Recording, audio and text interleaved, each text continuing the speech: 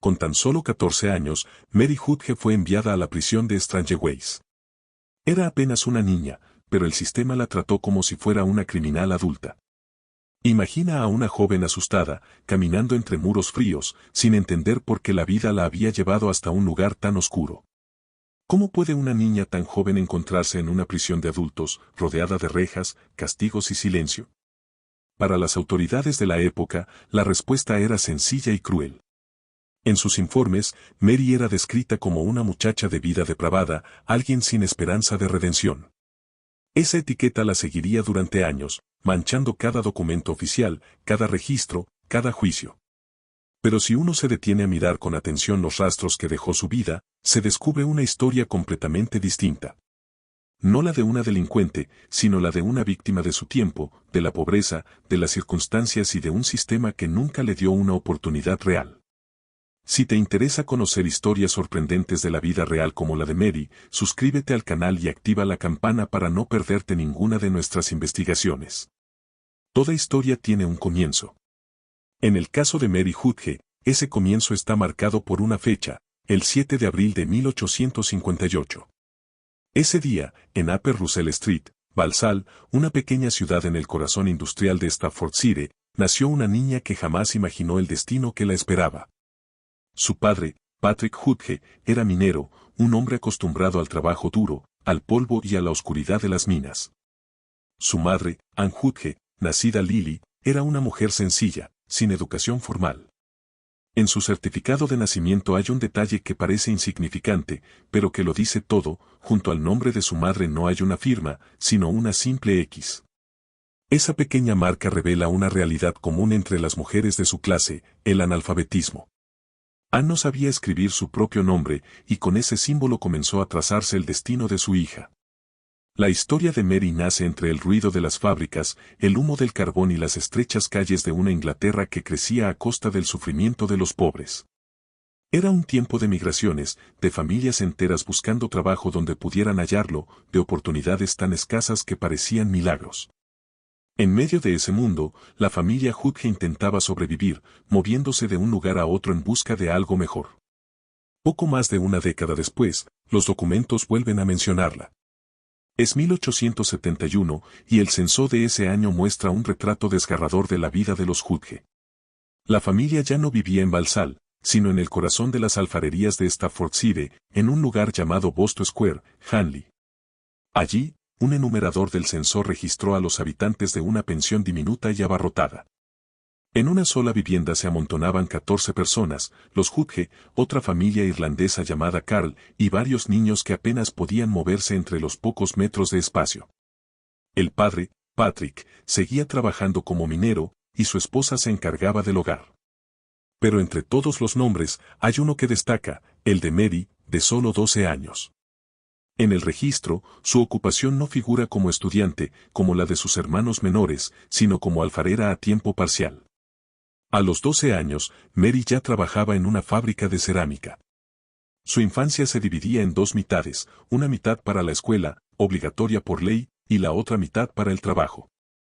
Aquellas horas en la fábrica eran agotadoras y peligrosas. Las niñas como ella pasaban los días entre polvo de arcilla, hornos encendidos y vapores tóxicos. Respiraban aire contaminado que dañaba los pulmones y se exponían constantemente al plomo de los esmaltes, un veneno que podía causar parálisis, ceguera o incluso la muerte. Era un mundo brutal, sin compasión, donde los cuerpos infantiles se desgastaban antes de tiempo. Para Mary, no había juegos ni risas, solo trabajo y cansancio. Como hija mayor, la responsabilidad de aportar al sustento familiar pesaba sobre sus hombros. Su infancia fue robada por la necesidad. Día tras día, su vida se convirtió en una rutina implacable, levantarse temprano, trabajar en la alfarería.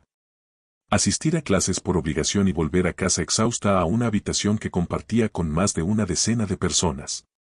No había espacio para soñar. No había futuro. Un año después, el destino de Mary tomaría un rumbo aún más oscuro. En 1872, cuando tenía apenas 14 años, su nombre aparece por primera vez en un registro carcelario. La familia había abandonado Staffordshire y se había mudado al norte, a Oldham, una ciudad industrial en auge, famosa por sus fábricas de algodón. Probablemente buscaban mejores oportunidades, pero para Mary, el cambio solo trajo más miseria. El registro de la prisión de Manchester de ese año la menciona con precisión: Mary Hudge, nacida en Balsall. Padre, Patrick Hudge. Edad, 14 años. Su delito, robar un chal de lana valorado en un chelín. Por ese pequeño hurto, fue condenada a 21 días de trabajos forzados y confinamiento en solitario. Pero lo más impactante de ese registro no es su delito, sino un detalle en la columna de descripción física. Allí se lee: ambos brazos severamente quemados y contraídos. Parte frontal del cuello afectada. Esas pocas palabras esconden un trauma profundo. En algún momento de su corta vida, Mary había sufrido graves quemaduras. La palabra contraídos revela que las heridas cicatrizaron de manera deformante, dejando su piel tensa, rígida, y limitando su movimiento. No sabemos cómo ocurrió. Tal vez fue un accidente doméstico, tal vez un incendio en una fábrica. Pero fuera cual fuera la causa, esas cicatrices marcaron su destino. En una sociedad que valoraba la apariencia femenina casi tanto como la moral, las heridas de Mary la convirtieron en una paria. Una muchacha pobre, desfigurada y sin educación tenía pocas posibilidades de encontrar trabajo o aceptación. El mundo la rechazó, y la pobreza la empujó a sobrevivir como pudiera. Aquellas cicatrices no solo la lastimaron físicamente, también la encerraron en una vida de exclusión. Su primera condena no fue un hecho aislado, sino el comienzo de un patrón trágico. A los 14 años, ya estaba atrapada en el círculo de la pobreza, la enfermedad y el delito menor. Cada paso que daba hacia adelante la devolvía a la oscuridad de la marginalidad. Nadie le tendió una mano. Nadie preguntó por qué una niña necesitaba robar un chal. Nadie vio a la víctima detrás del delito. 2 años después, en 1874, su nombre volvió a aparecer, esta vez en el Manchester Courier, un periódico local. La nota era breve, apenas una línea en la sección judicial: Mary Hudge, obrera de fábrica, acusada de robar un chal en Oldham. El crimen era idéntico al anterior. Un objeto simple, algo que servía tanto para abrigarse como para empeñarlo por unas monedas. Pero la sentencia fue mucho más severa: 9 meses de prisión y 3 años de supervisión policial. Esa segunda condena selló su destino. Fue enviada a la prisión de Strangeways, en Manchester, una estructura imponente de ladrillos rojos que se alzaba como un monumento al castigo. Inaugurada pocos años antes, Strangeways representaba la filosofía victoriana del orden y la disciplina. Allí, los prisioneros eran sometidos al sistema de aislamiento, una práctica que buscaba mantenerlos separados para evitar la corrupción moral entre ellos.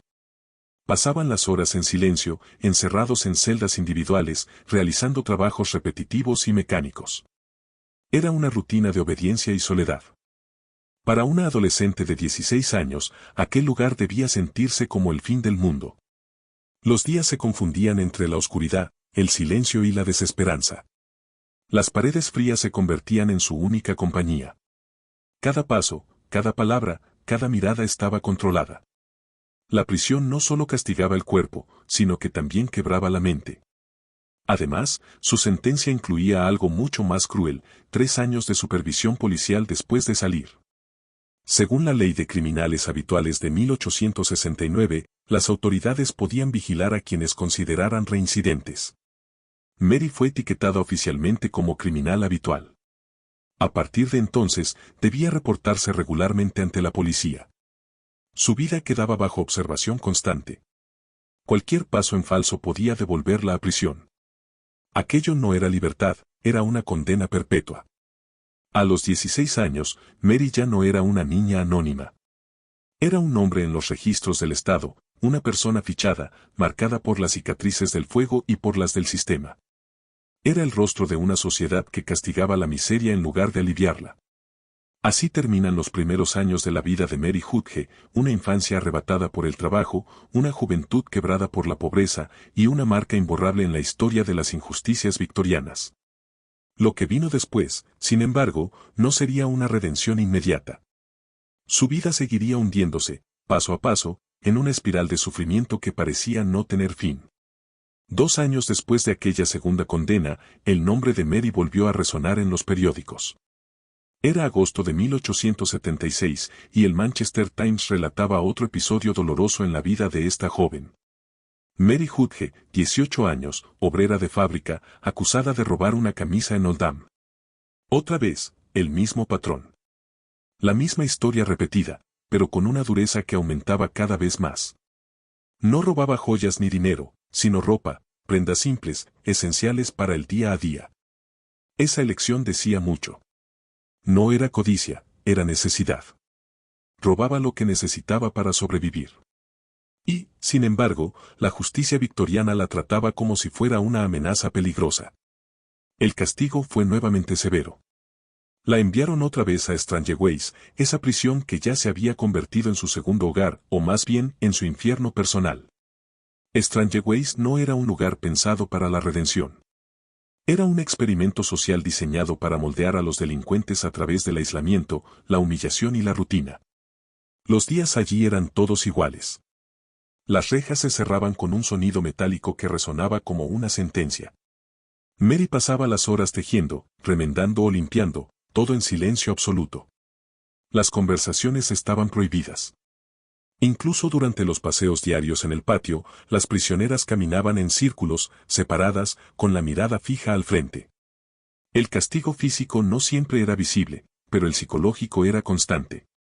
En esa prisión, la soledad era el peor enemigo. Para Mary, que apenas tenía 18 años, la prisión se había convertido en su realidad. Cada ingreso la alejaba más del mundo exterior.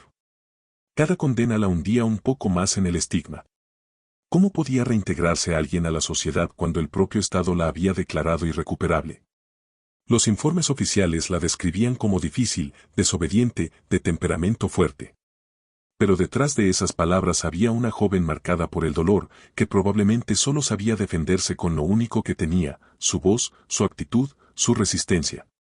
A pesar de todo, Mary no se quebró. Las páginas de los registros penitenciarios muestran una historia paralela, una historia de rebeldía. En cada informe disciplinario se repiten las mismas frases: se negó a obedecer órdenes, gritó en su celda, cantó en voz alta durante la noche, rehusó ir a misa. Esa resistencia, vista por los carceleros como indisciplina, era en realidad una forma de mantener su humanidad. En un sistema diseñado para borrar la identidad de las personas, ella se negaba a desaparecer. La vida fuera de prisión no ofrecía refugio. Cuando salía, debía reportarse constantemente ante la policía. Su nombre estaba en los registros. No podía moverse libremente, ni conseguir trabajo sin que alguien la reconociera. Era la muchacha marcada. Así, cada intento por empezar de nuevo la devolvía al mismo punto: la pobreza, el hambre, la desesperación. Y cuando no había nada que comer, cuando no había techo ni abrigo, lo único que quedaba era volver a robar. No por maldad, sino por necesidad. Un sistema que castigaba la pobreza la empujaba, una y otra vez, de vuelta al crimen. En 1879, su historia dio un giro inesperado. Esta vez, no fue acusada de robo, sino de algo considerado aún más grave: obtener bienes mediante falsos pretextos. La acusación decía que había engañado a una mujer llamada Harriet Boliscroft para conseguir alimentos sin intención de pagarlos. El caso se presentó ante el tribunal de Hanley, y la prensa lo cubrió con palabras duras. El presidente del tribunal habló de una vida triste y depravada. Aquellas frases, pronunciadas con superioridad moral, eran un reflejo de cómo la sociedad victoriana veía a los pobres, no como víctimas de un sistema injusto, sino como responsables de su propia miseria. El veredicto fue implacable. Mary Hudge, de 21 años, fue condenada a 7 años de servidumbre penal. 7 años. Una sentencia que equivalía a destruir su vida. En el siglo XIX, la servidumbre penal no era una simple condena carcelaria. Era una forma de castigo extremo, cercana a la esclavitud. Las personas condenadas eran enviadas a prisiones especiales, donde realizaban trabajos forzados durante años. Las condiciones eran brutales: grilletes en los tobillos, silencio impuesto, jornadas interminables y una vigilancia constante. Mary fue trasladada a varias cárceles: Stafford, Millbank, Fulham y, finalmente, Woking, todas instituciones conocidas por su dureza. Su ficha carcelaria la describe con precisión: complexión clara, cabello castaño, ojos grises. Marcas de quemaduras bajo el mentón, en el cuello, en ambas manos y brazos. Aquellas heridas seguían siendo parte de su identidad. Los carceleros no solo las registraban por protocolo, eran parte de su historia, parte de lo que la definía ante la ley. Los años de servidumbre fueron una guerra silenciosa entre su espíritu y el sistema que intentaba someterla. Los documentos muestran una lista interminable de castigos, por discutir con otra reclusa, por negarse a realizar tareas asignadas, por cantar durante la noche. En un entorno donde el silencio era obligatorio, cantar era un acto de rebelión, un recordatorio de que aún era humana. Pero su resistencia no era solo rabia. También había en ella un deseo profundo de seguir conectada con el mundo exterior. Durante su tiempo en prisión, Mary se aferró a una única forma de esperanza, las cartas. En sus registros aparecen múltiples notas que indican que recibía y enviaba correspondencia de manera regular. Escribía a su padre, Patrick Hudge, quien junto a su madre había emigrado a Estados Unidos, concretamente a Pensilvania. Esas cartas eran su salvavidas. En un mundo donde la mayoría de los prisioneros eran olvidados por sus familias, Mary no lo fue. Su familia le escribía, y ella respondía, intentando mantener viva la idea de que aún tenía un hogar esperándola en algún lugar. A veces, las cartas venían con direcciones británicas, lo que sugiere que su padre había regresado temporalmente a Inglaterra o se movía entre ambos países. Pero lo importante no era la ubicación, sino el hecho de que aún la recordaban. Esas cartas eran su único vínculo con la vida fuera de los muros. Mary también presentaba peticiones formales ante las autoridades. Solicitaba permisos para escribir más cartas, para recibir visitas, para mejorar su situación dentro del sistema carcelario. La mayoría eran rechazadas con frases frías y burocráticas. Pero una, en particular, destaca entre todas. El 15 de agosto de 1882, Mary escribió una solicitud dirigida directamente al secretario de Estado. En ella pedía permiso para emigrar a América tras su liberación y reunirse con su madre. Era una súplica sincera. No pedía indulgencia, ni reducción de pena, solo una oportunidad para empezar de nuevo, lejos del pasado que la perseguía. La respuesta fue tajante: no se conceden fundamentos para esta solicitud. Una línea que destruyó su esperanza. Sin embargo, esa petición revelaba algo importante: Mary no se había rendido. A pesar de todo lo que había vivido, aún soñaba con libertad. Pasaron 5 años y medio antes de que el sistema la liberara. En noviembre de 1884 fue puesta en libertad condicional. Pero su libertad no era total. Como muchos exconvictos de la época, fue enviada a una institución religiosa, el Refugio del Este, en Finchley, administrado por las Hermanas del Buen Pastor. Allí, las mujeres liberadas de prisión eran recluidas nuevamente, esta vez bajo la estricta disciplina de la fe católica. Las monjas les enseñaban labores domésticas, costura y rezos, con la intención de reformar su moral. Para Mary, que había pasado años enfrentándose a la autoridad, aquel ambiente debía de sentirse como otra prisión, aunque con un rostro más amable. Sin embargo, también pudo haber sido el lugar donde empezó a planear su siguiente paso. Y es aquí, en 1884, donde los registros británicos dejan de hablar de Mary Hudge. Su rastro se desvanece, como si hubiera desaparecido del mapa. Ningún tribunal volvió a mencionar su nombre, ningún periódico volvió a escribir sobre ella. Por un tiempo, se creyó que su historia terminaba en Finchley. Pero el destino aún le guardaba un último giro. Porque Mary, la joven marcada por las cicatrices del fuego y por las injusticias del sistema, no estaba dispuesta a morir en el anonimato. En secreto, preparaba el viaje que le había sido negado oficialmente. Y menos de un año después, lograría lo impensado: dejar atrás Inglaterra para siempre. Mary había aprendido a desaparecer. Después de años siendo observada, señalada y reducida a un expediente judicial, comprendió que la invisibilidad podía ser su mayor escudo. En los meses siguientes a su salida de Finchley, adoptó un silencio meticuloso. Nadie sabía exactamente dónde vivía ni de qué sobrevivía. Algunos aseguraban haberla visto en los muelles de Tilbury, cubierta por un manto gris, ofreciendo sus servicios como costurera a los marineros que partían rumbo a América. Otros juraban haberla visto caminando sola por los callejones de Londres, siempre con la cabeza baja, como si temiera ser reconocida por los fantasmas de su propio pasado. En las noches, Mary escribía cartas que nunca enviaba. En ellas hablaba de la libertad, del mar y de la vida que soñaba más allá del horizonte. En el fondo, su mente era un torbellino entre la culpa y la esperanza. Se preguntaba si realmente merecía empezar de nuevo. Si acaso era posible huir de un pasado que no solo la perseguía desde afuera, sino que habitaba dentro de ella. Porque el fuego no solo había dejado cicatrices en su piel, también había quemado partes de su alma. Cada vez que miraba su reflejo en el vidrio empañado de alguna ventana, sentía que no se veía a sí misma, sino a una sombra. Una sombra que todavía olía a humo, a madera calcinada, a promesas rotas. Su mirada se había vuelto más densa, más cansada. Pero también más determinada. Había comprendido que el único modo de sobrevivir era reinventarse. Durante semanas, Mary se acercó a los muelles de Londres. Observaba los barcos partir y llegar, escuchando los acentos extranjeros, imaginando vidas completamente distintas. Allí conoció a un hombre llamado Thomas Becket, un marinero de origen irlandés que trabajaba en un carguero con destino a Nueva York. Él la trató con una amabilidad que hacía mucho no recibía. No le preguntó por su pasado ni por sus cicatrices, simplemente la escuchó. Thomas, con su voz ronca y sus manos endurecidas por la sal, le habló de la inmensidad del océano y de cómo, una vez en alta mar, el pasado parecía tan pequeño como una gota en el agua. Aquellas palabras quedaron grabadas en Mary como una semilla. No tardó mucho en tomar una decisión, se marcharía. Aunque no tuviera permiso, aunque fuera ilegal, aunque tuviera que esconderse en la oscuridad de una bodega. Y así lo hizo.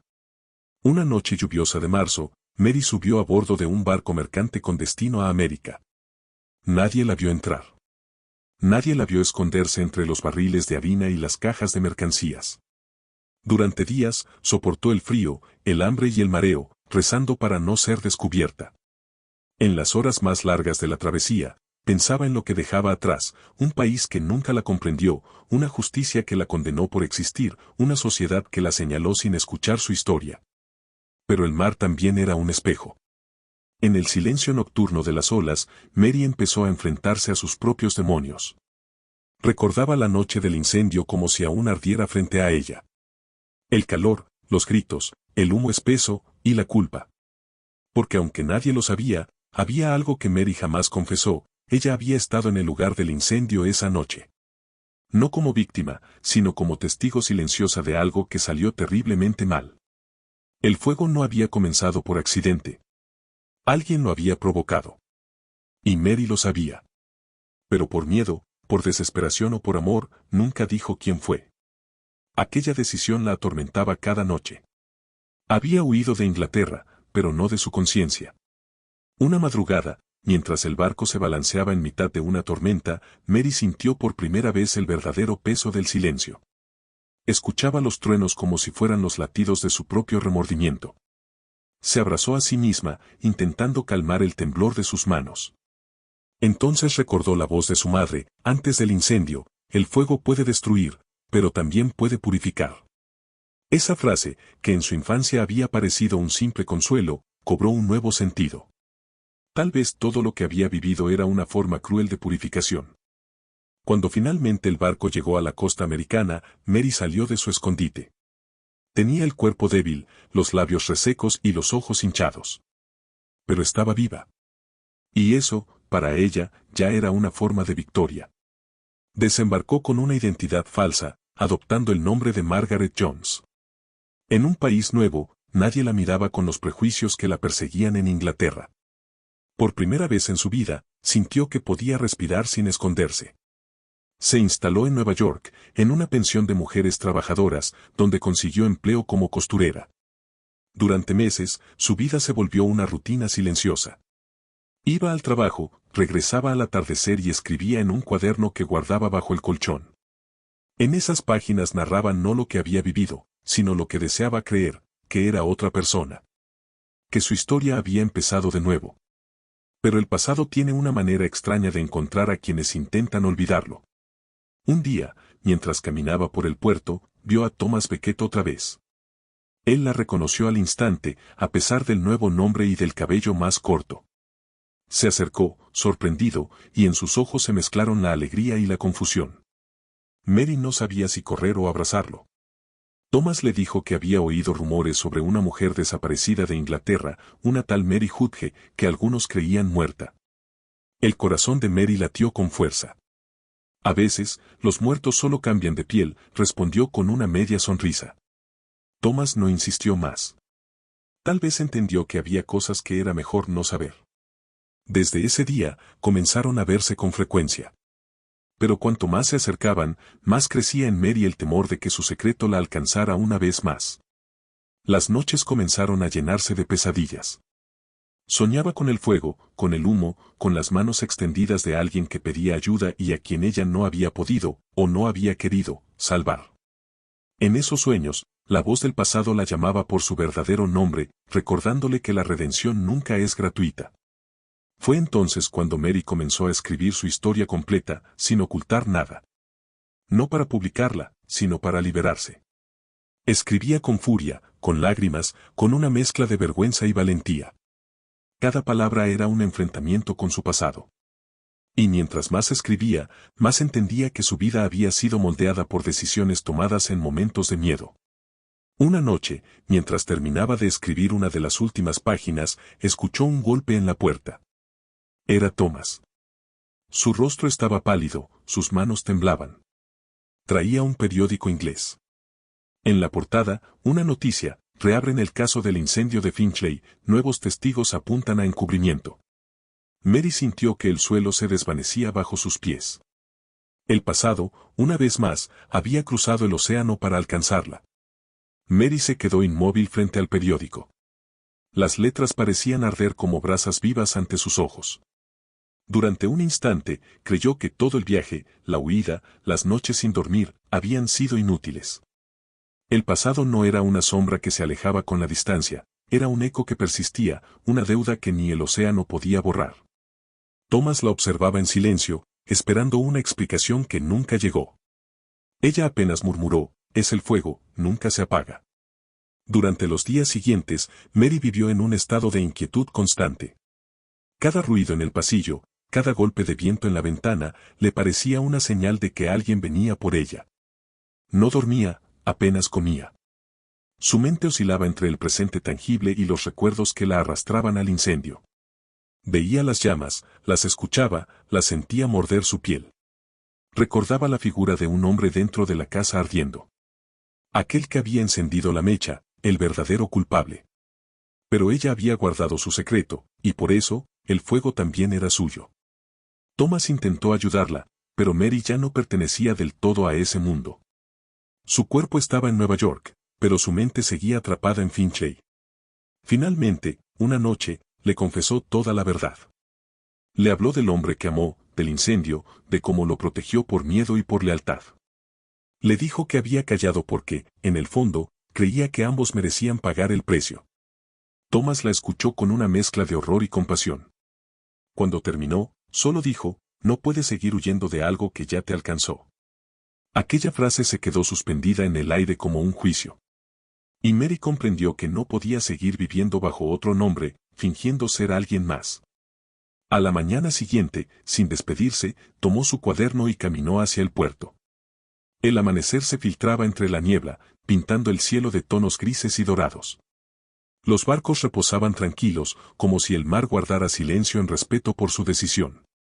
Mary se sentó en el muelle, abrió el cuaderno y leyó las últimas páginas que había escrito. Allí estaba toda su vida, el dolor, la culpa, la fuga, los amores imposibles y los silencios que la habían condenado.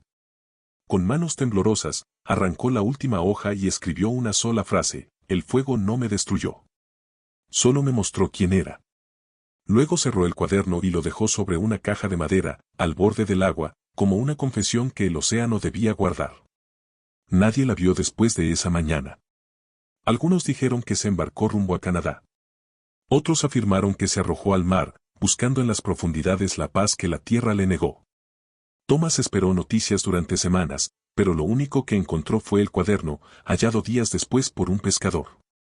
En sus páginas, más allá de la historia de una mujer marcada por la tragedia, había una reflexión escrita con tinta temblorosa: no hay justicia sin verdad.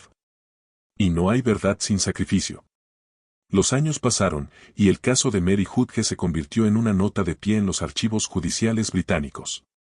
Un expediente olvidado entre miles. Pero su cuaderno sobrevivió. Fue leído, copiado y finalmente publicado sin autor, bajo el título La mujer del fuego. Nadie sabía que detrás de esas palabras estaba la voz real de Mary, que hablaba no solo de su culpa, sino de la de todos los que callaron alguna vez por miedo.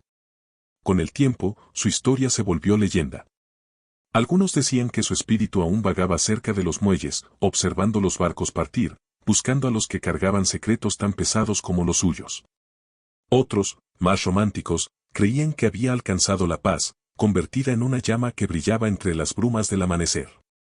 Pero lo cierto es que Mary Hudge, aquella mujer que desafió a la sociedad, al destino y a su propio remordimiento, no fue solo un nombre en un registro.